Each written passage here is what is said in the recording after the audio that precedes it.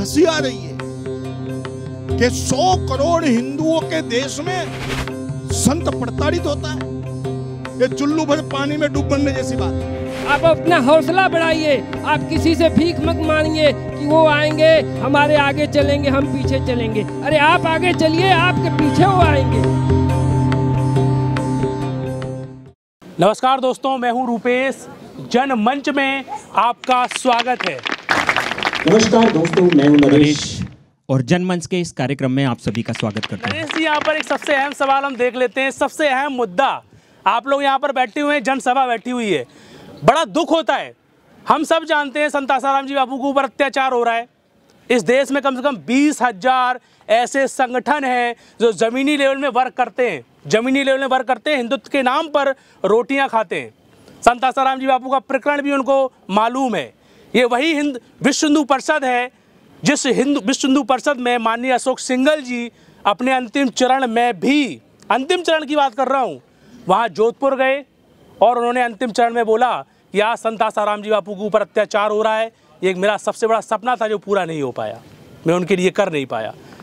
आज मैं खुली बात कर रहा हूँ, इस खुले मंच में, जनमंच की बात कर रहा हूँ। आप विश्व हिंदू परिषद से हैं। क्या ये दर्द जो अपने आप में हिंदुत्व का टाइटल लेकर घूमती हैं, काफ़ी जो जन लेवल के जो संगठन हैं, क्या उनको क्यों नहीं फील होता है? कोई भी संत प्रताड़ित होता है तो विश्व हिंदू परिषद को रणनीति बनानी ही चाहिए, सभी संगठनों को लेकर बनानी चाहिए। मैं पूछना चाहता हूं कि बापूजी के 8 करोड़ शिष्य हैं। अगर 8 करोड़ शिष्य में से केवल 50 लाख शिष्य बापूजी को छुड़ाने के लिए आंदोलन की रोड पर आ जाए, सत्ता को दबाने का काम हमें करना पड़ेगा। धर्मेंद्र जी जो बात कह रहे हैं, मैं उस बात को काटता नहीं हूँ, लेकिन मैं एक बात आप लोगों से ये कहना चाहूँगा कि रामचंद्र जी जब पुल बांध रहे थे तो जो पत्थर है, पत्थर ऐसे ही नहीं तैर रहा था। पत्थर तैर रहा था तो राम जी की आज्ञा से तैर रहा था। ऐसे ही जो शिष्य हैं बापूजी के, बापूजी 50 लाख नहीं, बापूजी के शिष्य 10 करोड़ भी, 5 करोड़ भी आंदोलन करेंगे, लेकिन राम जी का पत्थर तभी तैरेगा जब राम जी की आज्ञा होगी। उन्होंने जो बोला एक बहुत ही कटाक्ष ऐसा बोला कि जो सीधा समझ में बाउंस जाता है। काफ़ी लोग तो यही नहीं जानते, आज के समय में काफ़ी लोग यही नहीं जानते कि ज्ञानी क्या होता है, संत क्या होता है। संत बोले तो एक नॉर्मल आदमी उनको लगता है कि भाई रूप धारण कर लिया संत हो गया। भाई बोलते हैं संत का हृदय लाखों करोड़ों माओं के हृदय के बराबर होता है, उससे भी ज़्यादा।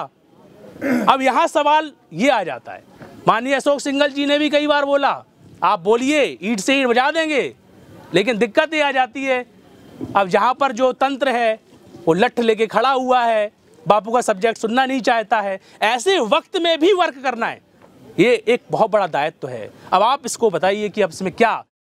मेरा तो ये कहना है आश्रम वासियों से, जितने भी हिंदू संगठन है उनको मिलकर के, आप मिले ही होंगे, फिर एक बार मिलकर के एक मंच बनाना चाहिए।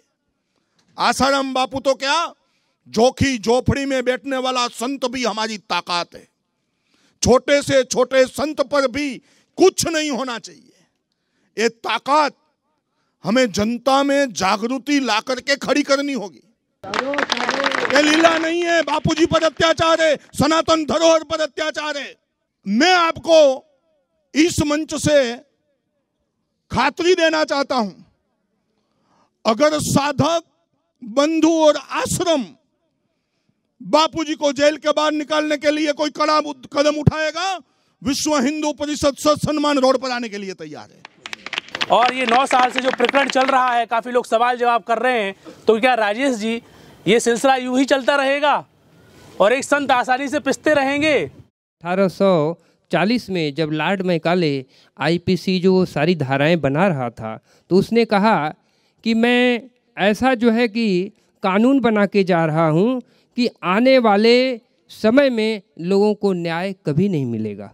और न्याय की जटिलता इतनी है कि आम आदमी को समझ में ही नहीं आएगा कि न्याय क्या होता है।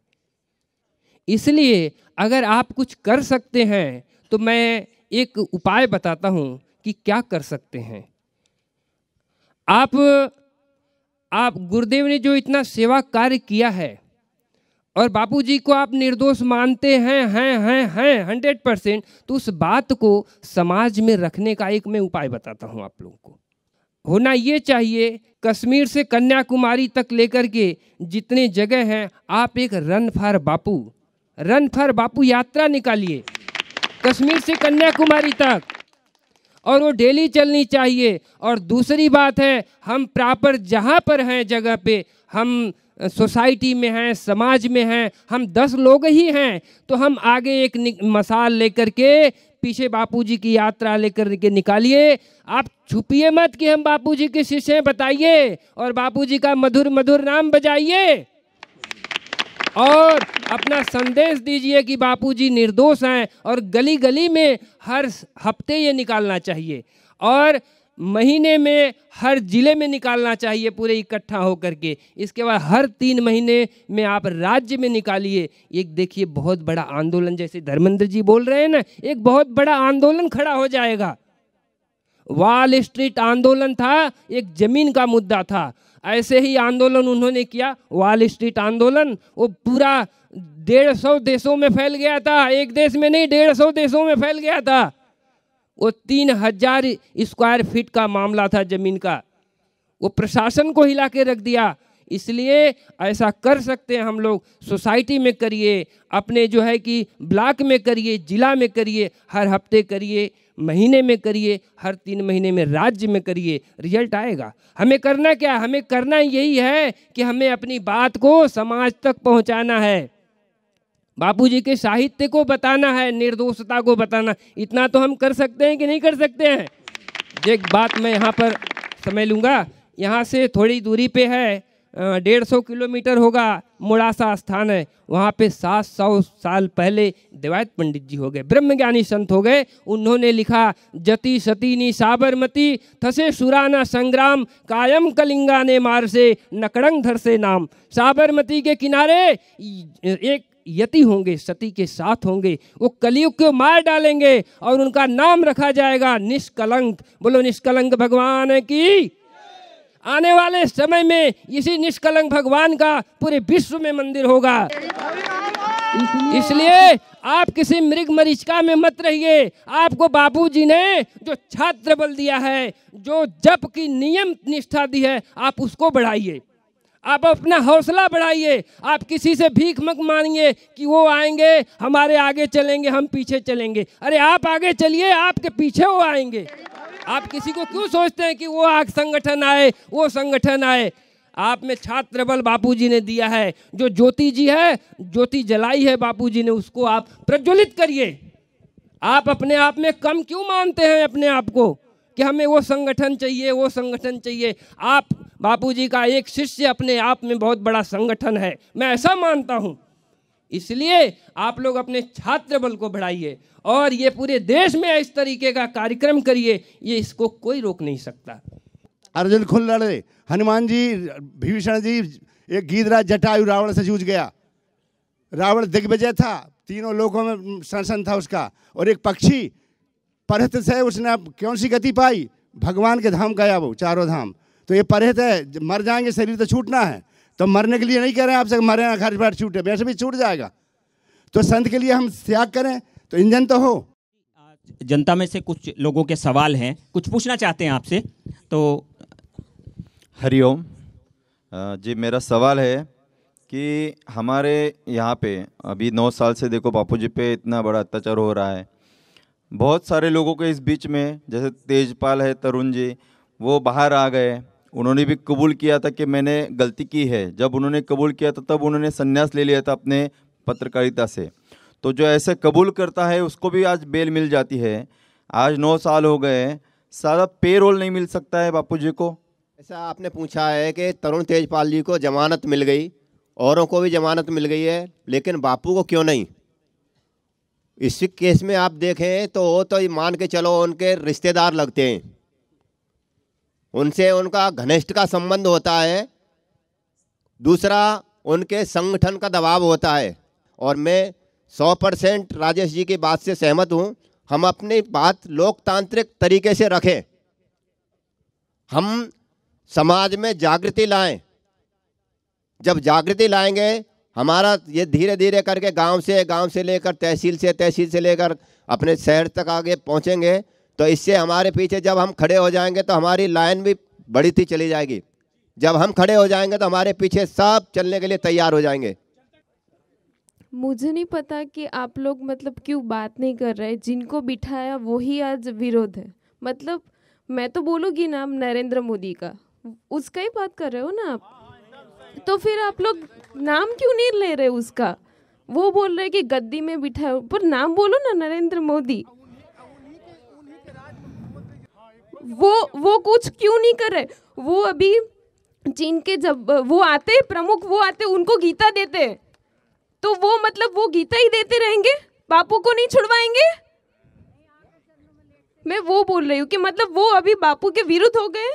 मैं वो धर्मेंद्र जी सवाल नहीं, धर्मेंद्र जी के पास जाने से पहले हम विकास जी जो संत आसाराम जी बापू के शिष्य हैं, उन्होंने इस सवाल का एक उत्तर दिया था, उनका ही काउंटर है सवाल, तो आप इसका उत्तर दीजिए शॉर्ट में, क्या बोलना चाहेंगे आप? बहन का ये कहना है कि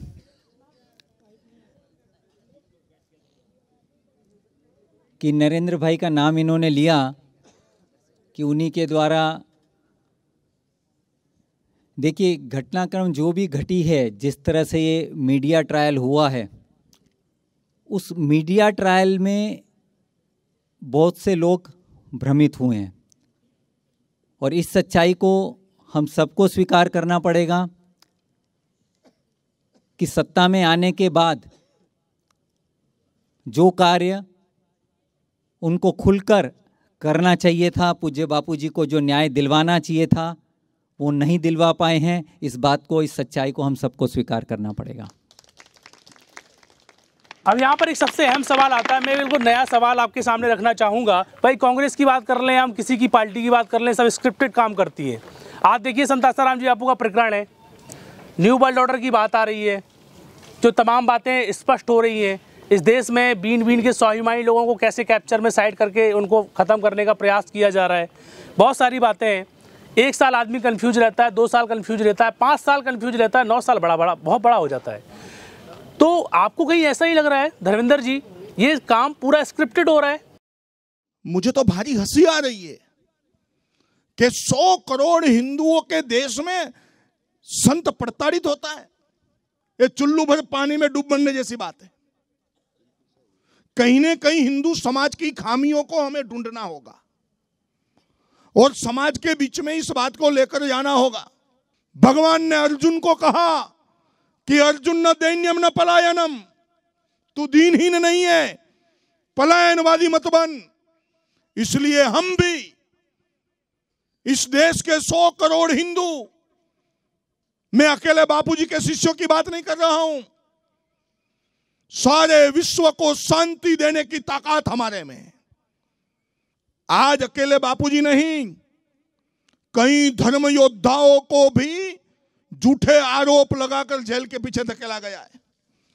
अकेले केरल में 168 धर्म योद्धा आज जेल में प्रताड़ित करके, गुजरात में भी आज 42 लोग जेल में हैं। अकेले बापूजी जेल में ऐसा नहीं है। जो धर्म के लिए काम करता है, ये बहुत बड़ा कंटकारकीर्ण मार्ग है। एक कंटकारकीर्ण मार्ग पर चलता है, उसको प्रताड़ित करने की एक फैशन बन गई है। इसलिए हमें हमारा पब्लिक पावर को मजबूत करना होगा। मैं भाई साहब की बात के साथ सहमत हूं। यात्रा निकालनी चाहिए, गांव गांव में जानी चाहिए, देश भर में हर तहसील में, हर गांव में जानी चाहिए। देखिए, बापूजी को फंसाने के अंदर जो अभी आज मैं बात करूं तो राजनीतिक पार्टियां भी शामिल है उसके अंदर, और जो ईसाई मिशनरीज़ है वो भी शामिल है, और जो वर्ल्ड के जो कॉरपोरेट्स हैं, बराबर, जैसे कि रॉकफेलर फाउंडेशन है, रोथस्चाइल्ड फाउंडेशन है, बिल गेट्स फाउंडेशन है, तो ये लोग बड़े पैमाने पे भारत के अंदर फंडिंग किया करते हैं। तो इस फंडिंग से जो अपनी भारत की जो राजनीतिक पार्टियां हैं ना, जैसे हम बीजेपी की बात करें या कांग्रेस की बात करें या जो भी पार्टियां हैं, इन सभी पार्टियों के अंदर बहुत ही बड़े पैमाने पे फंडिंग होती है और उस फंडिंग से ये पार्टियां चलती है। इसलिए आप बोल रहे थे ना कि जैसे कि नरेंद्र मोदी जी को हमने पीएम बना दिया देश का, तो वो क्यों नहीं कर रहे हैं? तो इसलिए नहीं कर रहे हैं क्योंकि वहाँ पे उनको तगड़ी फंडिंग हो रही है। वो फंडिंग कहाँ से हो रही है? मिशनरियाज उनको फंडिंग कर रही है। और दूसरे नंबर पे जो कॉर्पोरेट्स हैं, बड़े बड़े भारत के अंदर जो भी कॉर्पोरेट्स हैं, जो वर्ल्ड के कॉर्पोरेट्स हैं, जो वर्ल्ड के एलिट्स हैं, ये बड़े पैमाने पे भारत में फंडिंग किया करते हैं। उन फंडिंग से उनकी सरकारें चलती है। और जो भी भारत के अंदर जो जज वगैरह है, एसपी है, जो बड़े बड़े अधिकारी हैं, उन सभी को वहाँ से फंडिंग मिलती है और उसी फंडिंग की वजह से उनका काम चलता है। इसी के लिए जो जैसे हमारे बापूजी जेल के अंदर है, तो ये लोग कभी भी कोई भी पार्टियाँ सामने से आएगी नहीं, क्योंकि उनको फंडिंग, उनकी पार्टियाँ चलाने के लिए फंडिंग वहाँ से होती है। ये बात है। और दूसरी बात ये है कि क्वेश्चन मेरा ये है कि जो जज है, जैसे आप बोल रहे कि धरना करो, ये करो, रैलियां निकालो, हाँ ये सब तो चलेगा, पर जब तक आप कानूनी लड़ाई नहीं लड़ेंगे तब तक बापूजी को न्याय नहीं मिल सकता है। क्योंकि बापूजी को निर्दोष है वो फैसला कौन करेगा? हम आप फैसला नहीं करेंगे, जज फैसला करेगा। तो जज जो फैसला करेगा, तो जज जो है अभी उनके कंट्रोल में है। किसके कंट्रोल में है? कि जो जैसे कि अभी राजनीतिक पार्टियां हैं जो भी उनके कंट्रोल में है। जज को कौन ऑपरेट करता है? तो सीएम ऑपरेट करता है, पीएम ऑपरेट करता है, और तो एसपी ऑपरेट करते हैं। तो ये सब इनके सिकंजे में, एमएलए हैं, एमपी हैं, इनके सिकंजे में जज बैठा हुआ है। और जो भी कॉर्पोरेट्स है उनके कंट्रोल में जज बैठा हुआ है। वो जज हमारे फेवर में है ही नहीं। तो जब तक जज हमारे फेवर में नहीं होगा तब तक हमारे पक्ष में न्याय दे ही नहीं सकता है वो। लोकतांत्रिक पद्धति में हमें पब्लिक पावर बढ़ाना चाहिए, उसके अलावा हमारे पास कोई रास्ता नहीं है। और जिनके पास पब्लिक पावर होता है वो ही लोकतांत्रिक पद्धति में विजय श्री को प्राप्त होता है। इसका यही उत्तर है। राजेश शर्मा जी आपके पास आते हैं, बस आपको 2 मिनट में आप इसमें क्या लास्ट में इस आप चर्चा का आपने सार निकाला? देखिए, अभी जो बच्चा बोल रहा था न्यू वर्ल्ड ऑर्डर की बात, तो ये सच्चाई है कि आज तक भारत सरकार सिर्फ 1 रुपये की नोट छापती है। आपको आश्चर्य लगेगा। और 2 रुपये से 2000 की नोट भारतीय रिजर्व बैंक छापता है। और भारतीय रिजर्व बैंक फेडरल बैंक के अंडर में चलता है। और फेडरल बैंक जो है वो रॉकफेलर के अंडर में चलता है। तो पूरा देश, विश्व में जितने देश हैं सब कर्जे में डूबे हुए हैं। तो कर्ज देने वाला कोई तो है। रॉकफेलर के पास $500 ट्रिलियन की संपत्ति है। $500 ट्रिलियन। इन्होंने पूरे देश को कर्जा दे रखा है और यही लोग पूरे देश को चलाते हैं। और बापूजी का अवतार एक मानवता का संविधान देने के लिए पैदा अवतार हुआ है, जैसे शंकराचार्य जी का अवतार हुआ था। ऐसे विकट परिस्थिति में बापूजी ने जो अवतार लिया है, एक मानवता का संविधान देंगे। इसलिए आप सब लोगों को, हर एक व्यक्ति को इसमें आगे आना है, अपनी भूमिका निश्चित करना है कि हमें क्या करना है। और गुरुदेव जो आज्ञा कर रहे हैं उसी में आपको सफलता मिलेगी। मैं अंत में केवल इतना ही कहना चाहता हूं, कई लोगों को आश्रम के बारे में विविध प्रकार के प्रश्न हैं मीडिया में देखते हुए। मैं ऐसे कई लोगों को यहां आश्रम में लाया। यहां आने के बाद उन सभी को लगा कि ये सारी बात गलत है। एक बात। दूसरी बात कि जिस प्रकार हमारा सेवा कार्य चल रहा है, वनवासी जोखी झोपड़ी में चल रहा है, धर्मांतरण रुक रहा है, स्वधर्म में लाने का काम हो रहा है, छोटा मोटा अन्नदान का कार्यक्रम हो रहा है, वस्त्रदान का कार्यक्रम हो रहा है, आदि आदि कई प्रकार के कार्यक्रम आश्रम चलाता है, गुरुकुल चलाता है। उसकी 2-2 मिनट की वीडियो, 1 मिनट की वीडियो, आधी मिनट की वीडियो, ये हम सभी लोगों के पास होनी चाहिए और हम भी देखें और बाकी कईयों को ये चीज दिखावे। और जहां हमारा कार्यक्रम हो रहा है, जिसको प्रश्न है उनके साथ लड़िए नहीं। मैं देखता हूं आश्रम के कई लोग प्रश्न करते हैं तो हमारे बंधु उनके साथ उग्र हो जाते। उग्र मत होइए, हमारी सच्चाई क्या है उसके लिए पकड़ कर यहां लाइए। साबरमती आश्रम में आप उसको लाओ, मैं तो लाता हूं। कईयों को प्रश्न होता है कि भाई साहब आप आश्रम में जाते हो, आश्रम में तो ऐसा होता है, ऐसा होता है। बीच में बात चली थी महिला आश्रम में वो टॉर्च वाली, तो कई लोगों को मैं लाया कि बापूजी तो यहां रहते थे, ऐसी कौन सी टॉर्च है ये बिल्डिंग को पार करते हुए वहां जाएगी। अब सच्चाई उसको मालूम नहीं है ना। इसलिए केवल श्रद्धा से नहीं, प्रैक्टिकली आश्रम को कैसे समाज के बीच में रखा जाए। और आश्रम चलता है, सेवा कार्य चलती है, नियमित रूप से सत्संग चलता है, नियमित रूप से शिविरें चलती है, नियमित रूप से सभी प्रकार सेवा कार्य चलते हैं, लेकिन आश्रम और शिष्य मंडल के अलावा बाहर मालूम नहीं पड़ता है। इसलिए आश्रम को समाज के बीच में टेकफुली कैसे रखा जाए, ये भी आश्रम वासियों को सोशल मीडिया के जरिए आदि संतों को बुलाकर बाकी संत बोले कि हम आश्रम में गए थे, वहां ऐसा नहीं है, ऐसा है, ये बात गलत है। तो माउथ मीडिया के आधार पर बड़े पैमाने पर जागरण होगा। इसलिए मैं बार बार कहता था कि we all are a public power, इसलिए पब्लिक पावर को मजबूत करने का यह रास्ता है। दूसरी बात कि ये मुहिम को बड़ा करेंगे तभी राजनीति के लोगों के ध्यान में आएगा कि देशव्यापी मुहिम बनती जा रही है, और ये देशव्यापी मुहिम नहीं बनेगी तो वो इस बात को ध्यान में नहीं रखने वाले हैं। मैं ये कहना चाहूँगा अंत में कि ये अंत नहीं आरंभ है, ये अंत नहीं आरंभ है, वो प्रभात है उस मार्ग की, वो प्रभात है उस मार्ग की कि सूर्य जरूर निकलेगा, इंतजार खत्म करने के लिए ये जनसभा का आंदोलन है। मैं आपको दर्शकों को बता दूं कि हम इसी प्रकार के एपिसोड समय समय पर बनाते रहेंगे और जन सभा का जो संवाद जहां जहां होगा वहां की हम सीधी लाइव कवरेज भी आपको दिखाते रहेंगे। और दर्शकों से हम अनुरोध करते हैं कि फिर से जल्द ही नई ऊर्जा के साथ मिलेंगे, तब तक के लिए दीजिए हमें इजाज़त। नमस्कार।